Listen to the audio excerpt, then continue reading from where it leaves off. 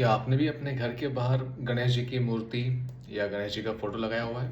Entrance पे जो लगाते हैं। वास्तु के हिसाब से अगर देखा जाए, जो शास्त्रों में भी लिखा गया है कि गणेश जी की मूर्ति अगर आपको लगानी है, प्लेस करनी है, तो उसका जो सही डायरेक्शन होता है वो होता है घर का फेसिंग है। उसमें गणेश जी का फेसिंग घर के अंदर होना चाहिए और उनका जो बैक का जो हिस्सा, जो पीठ का जो हिस्सा है, वो घर के बाहर रहना चाहिए।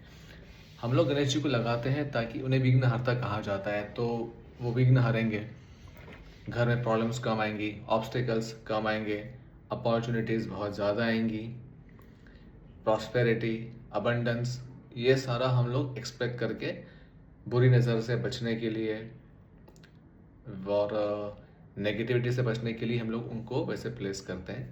लेकिन शास्त्रों में कहा गया है कि गणेश जी के पीछे अलक्ष्मी का वास होता है। अलक्ष्मी का अर्थ होता है दरिद्रता, पॉवर्टी।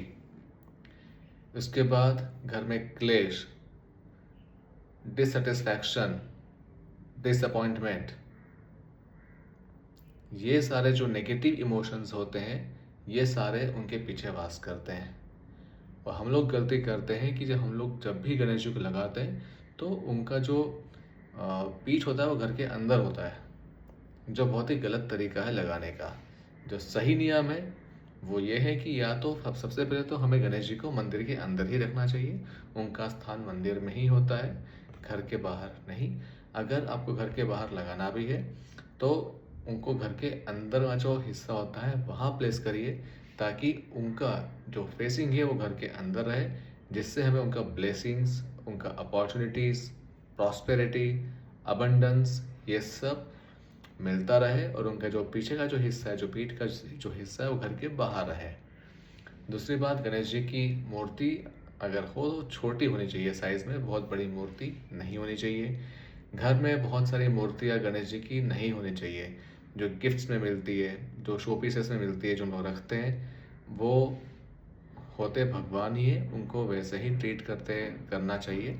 इसलिए उनको कभी भी as a show piece use नहीं करना चाहिए। कोई है तो उसे आप डिस्कार्ड करिए। सही तरीका है घर पे एंट्रेंस लगाने का, पंच धातु, जो 5 एलिमेंट्स से, 5 मेटल्स से मिलके जो ओम बनता है और जो स्वस्तिक बनता है, उसे हमें घर के बाहर प्लेस करना चाहिए।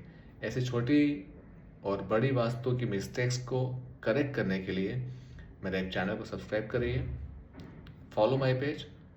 और अगर कोई टॉपिक है जो आपको डिस्कस करना हो या आपको उसके बारे में अपडेट चाहिए हो, तो कमेंट में, मैं अपने नेक्स्ट सेशन में उसको कवर करूँगा। Thank you.